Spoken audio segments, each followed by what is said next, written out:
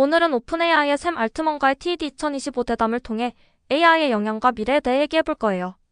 알트먼은 AI의 창작 및 저작권 문제, 그리고 AGI의 발전 속도와 안전 문제에 대해 이야기하면서 AI가 인류에게 가져올 미래에 대한 비전도 공유했어요. 그는 AI가 특정 직업군에게 위협이 될 수 있지만 동시에 생산성을 높일 수 있는 도구로서의 가능성도 강조했죠. 그리고 AI의 실제 사고 여부와 저작권 문제에 대해 고민하며 작가 스타일 모방 요청을 거부하는 오픈 AI의 정책도 언급했어요. 알트먼은 에이전트 AI와 관련해 사용자의 대화, 기록을 학습하는 과정에서 발생할 수 있는 안전 문제를 큰 도전 과제로 보고 있더라고요. 그는 AI의 발전이 과학과 소프트웨어 개발 방식에 혁신을 가져올 거라면서도 위험 관리를 위한 준비 프레임워크가 필요하다고 강조했어요. AI 정책 결정은 기술 엘리트가 아닌 수억 명 사용자들의 의견을 반영해야 하며 이는 사용자 중심의 결정이라는 주장입니다. AI는 더 많은 사람들의 의견을 종합해 더 현명한 결정을 내릴 수 있다는 가능성을 제안하고 있습니다. AI 발전은 거스를 수 없는 흐름이며 알트먼은 안전한 AGI 개발에 대한 목표를 분명히 하고 있습니다. 그는 AI 덕분에 미래 세대가 상상도 못할 풍요를 누릴 것이라는 긍정적인 전망을 가지고 있다고 이야기합니다. 결국 우리는 AI에게 얼마나 많은 자율성을 줄 준비가 되었는지, 그리고 예상치 못한 결과에 어떻게 대비할 것인지에 대한 질문을 계속 고민해야 한다는 메시지를 전달합니다. 안녕하세요. 오늘 여러분과 함께 나눌 자료는 오픈 AI, 샘 알트먼의 테드 2025 대담 영상입니다. 이거 정말 흥미로운 내용 많았죠? 네, 정말 그랬습니다. 저희가 이번에 최신 AI, GPT-4o나 소라 같은 모델 시연부터 시작해서요.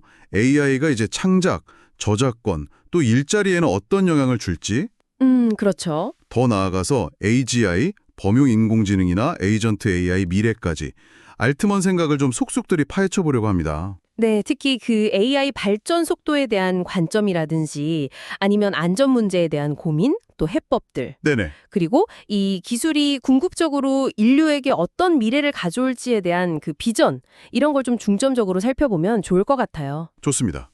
그럼 바로 한번 시작해 볼까요? 네. 알트먼이 보여준 그 GPT-4랑 소라 시연 말인데요.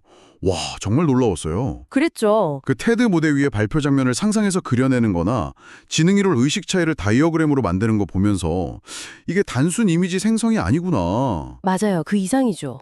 이해력이 느껴졌어요. 네, 그 찰리 브라운 AI로 상상한 이미지도 좀 인상 깊었고요. 맞습니다. 그게 다 모델 자체의 지능이 꽤 높다는 걸 보여주는 그런 사례들이죠. 알트먼도 이런 능력이 예를 들면 경영 컨설턴트 같은 특정 직업군에게는 위협처럼 느껴질 수도 있겠다. 그렇죠. 약간 대체될 수도 있다는 불안감? 네. 하지만 동시에 생산성을 아주 폭발적으로 높이는 도구가 될 거다. 이렇게 강조하더라고요. 도구로서의 가능성. 그렇죠. 근데 중요한 건 모델이 이런 결과물을 내는 과정 있잖아요. 이게 진짜 생각을 하는 건지 네. 아니면 그냥 방대한 데이터 학습을 통해서 정교하게 패턴을 따라하는 건지 그거는 아직 모른다. 본인도 그걸 인정하는군요. 네, 그 점을 스스로도 인정을 해요. 그러니까 알트먼조차도 이게 진짜 생각인지 정교한 흉내인지 확신을 못한다는 거네요.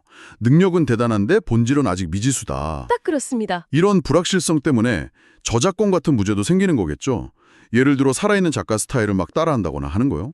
네, 정확해요. 그래서 알트먼이 현재 오픈 AI 모델은 살아있는 예술가 스타일 모방 요청은 거부한다. 거부하는군요. 네, 왜냐면 그 영감이랑 표절 경계가 되게 애매하고 또 여러 창작자 스타일이 막 섞여 나온 결과물은 수익을 어떻게 나눌 거냐. 복잡하네요. 네, 이런 풀어야 할 숙제가 많다는 걸 인정하는 거죠. 그래서 새로운 경제 모델이나 저작권법 재정립이 시급하다 이렇게 말하고요. 결국엔 창작자들이 AI를 좀 위협으로만 느끼지 않게 하는 게 중요하겠네요. 맞아요. 창작 활동을 확장하는 그런 파트너로 받아들이게 하는 게 목표라고 하더라고요. 창작 영역 말고도 그 사용자의 대화 기록을 평생 학습한다는 메모리 기능이나 네, 그거요. 식당 예약 같은 걸 알아서 해주는 에이전트 AI 개념도 나왔잖아요. 이건 뭐랄까 편리하긴 한데 좀 불안한 느낌도 들어요. 네, 맞아요. 알트먼 본인도 그 에이전트 AI가 인터넷 공간에서 막 자율적으로 활동할 때 생길 수 있는 문제들, 예를 들면요? 사기, 아니면 데이터 막 지워버린다거나 심지어 통제 불능 상태가 되는 거. 이런 안전 문제를 가장 큰 도전 과제로 보고 있더라고요. 통제 불능이요? 네. 그래서 AGI를 명확히 정의하려고 하기보다는 AI 능력이 계속 기하급수적으로 발전하는 그 지수 함수적 커브 자체에 주목해야 한다. 이렇게 강조하고요. 커브 자체? 네, 특히 AI가 뭐 질병 치료법을 찾는다거나 초전도체 연구 같은 과학적 난제를 해결하고 소프트웨어 개발 방식 자체를 혁신할 거다. 이런 잠재력에 기대를 많이 걸고 있어요. 과학 발전 잠재력은 진짜 기대되는데 그래도 에이전트 AI가 막 혼자 돌아다닌다고 생각하면 걱정되는데요? 위험 관리는 어떻게 한대요? 안전 문제에 대해서는 그 준비성 프레임워크라는 걸로 통해서 관리한다고 해요. 잠재적 위험을 미리 평가하고 대비책을 마련하는 거죠.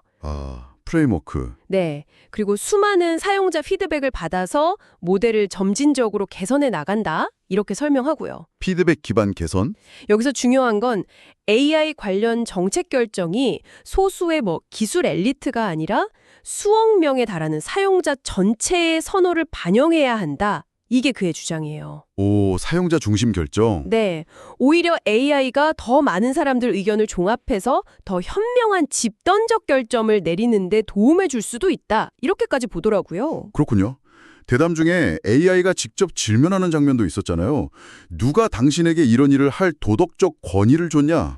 네. 날카로운 질문이었죠. 그 질문이나 절대 반지 비유에 대한 알트먼 답변도 좀 인상 깊었어요. 혹시 최근에 아버지가 된 경험이 생각에 영향을 좀 줬을까요?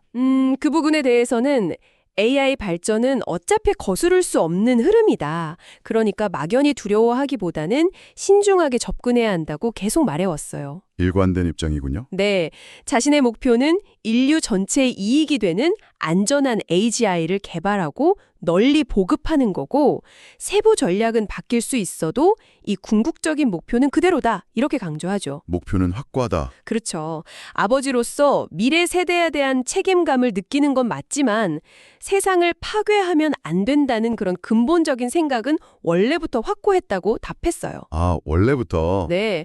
오히려 미래 세대는 AI 덕분에 지금 우리가 상상도 못할 풍요와 능력을 누릴 거고 현재 우리를 좀 안쓰럽게 여길 거다. 이런 낙관적인 전망을 하더라고요. 우리를 안쓰럽게 여길 거라니. 참 대단한 자신감이네요. 오늘 샘 알트먼 이야기를 통해서 AI 기술의 정말 눈부신 진보, 또 그 이면의 복잡한 윤리적, 사회적 고민들을 같이 본 것 같습니다. 네, 긍정적인 미래를 그리고는 있지만 그 과정에서 신중함이나 사회 전체의 합의가 얼마나 중요한지도 분명히 알고 있는 것 같아요. 맞아요. 결국 알트먼의 이야기는 우리 모두에게 중요한 질문을 던지는 것 같습니다. 어떤 질문일까요? 예를 들면 우리는 AI에게 어디까지 자율성을 줄 준비가 되었을까? 네, 중요한 질문이죠. 그리고 그 과정에서 생길 수 있는 예상치 못한 결과들에는 또 어떻게 대비해야 할까? 이런 근본적인 질문들이요. 맞습니다. 끊임없이 고민해야 할 문제들이죠. 여러분은 이 기술이 만들어갈 미래에 대해 어떤 기대를 하고 계신가요? 또 어떤 점들이 가장 우려되시나요? 오늘 저희가 나눈 이야기들을 바탕으로 한번 계속 생각해 보시면 좋겠습니다.